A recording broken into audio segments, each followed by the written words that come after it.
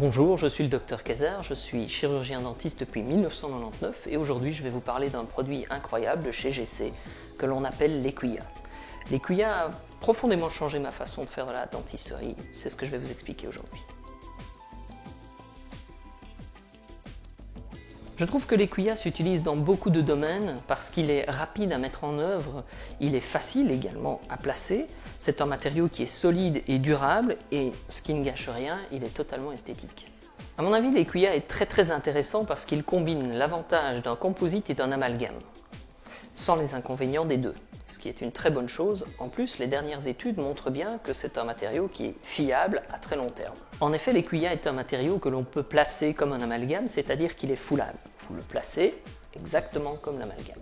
Mais en plus, comme il utilise la technique des verres ionomères, il est collé à la dent, ce qui est un autre avantage.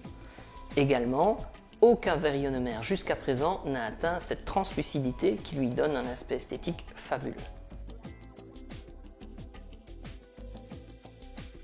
L'Equia est considéré comme un matériau biomimétique.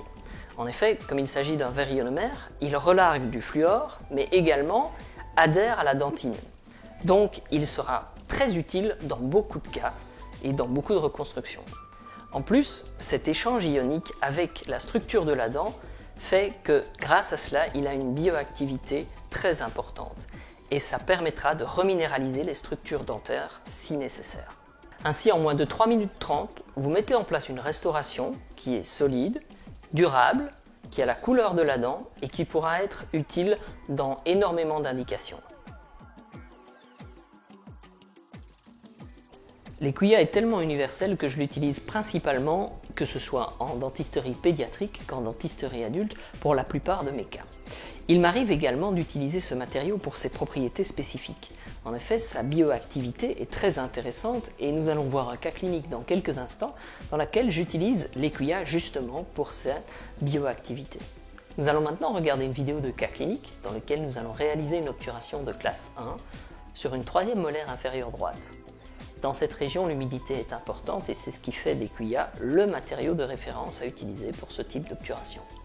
Nous profiterons également de cette obturation pour traiter la dent précédente, la deuxième molaire, qui elle est une cavité de classe 3, comme on peut le voir ici.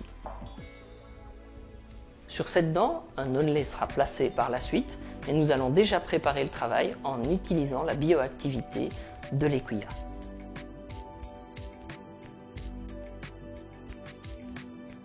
Je vais maintenant vous montrer la facilité de préparation de l'Equia. Vous ouvrez le sachet, récupérez la partie, la taper, c'est important pour bien la mélanger, vous l'activez une première fois, puis avec la pince, un clic, et vous pouvez placer la capsule dans le mélangeur. 10 secondes plus tard, le matériau est prêt.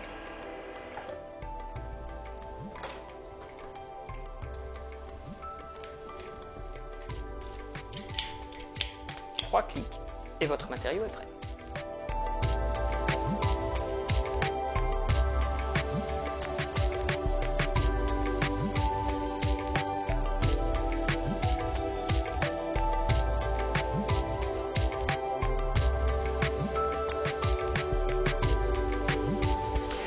Donc, dans la vidéo d'aujourd'hui, nous allons faire une cavité de classe 1 sur une dent de sagesse, une troisième molaire inférieure droite. Et également, nous allons préparer une dent qui sera coiffée d'un onlay par la suite. Mais nous allons voir que l'Equia est très utile pour passer de façon temporaire, pour permettre justement une bonne adaptation. Lorsque nous préparerons l'onlay, on va se servir du biomimétisme, biocompatibilité de l'Equia pour cette partie-là. La zone traitée dans cet exemple clinique est particulièrement sensible du point de vue de l'humidité. C'est la raison pour laquelle nous avons choisi l'Equia comme matériau d'obturation. Nous allons utiliser une matrice traditionnelle pour avoir plus de stabilité puisqu'il y a une absence de la cuspide mésio-vestibulaire. L'application du dentine conditionneur pendant 10 secondes, un rinçage efficace et un léger séchage, puis une double activation de la capsule et le placement du matériau en partant du fond de la cavité jusqu'en périphérie pour en placer facilement et rapidement partout. une dizaine de secondes pour attendre que l'effet glacé du matériau ait disparu va nous permettre de l'enfoncer sans qu'il colle à l'instrument.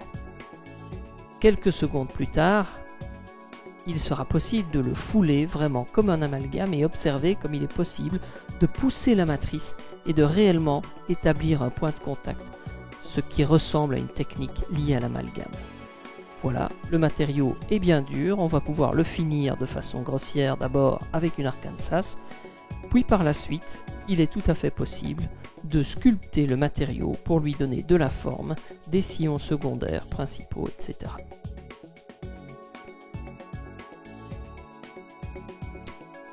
Après vérification de l'occlusion, nous aurons l'effet poli avec l'application du coat.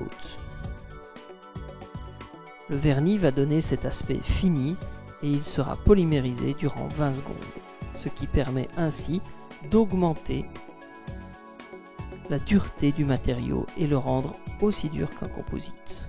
Voilà, c'est aussi simple que cela.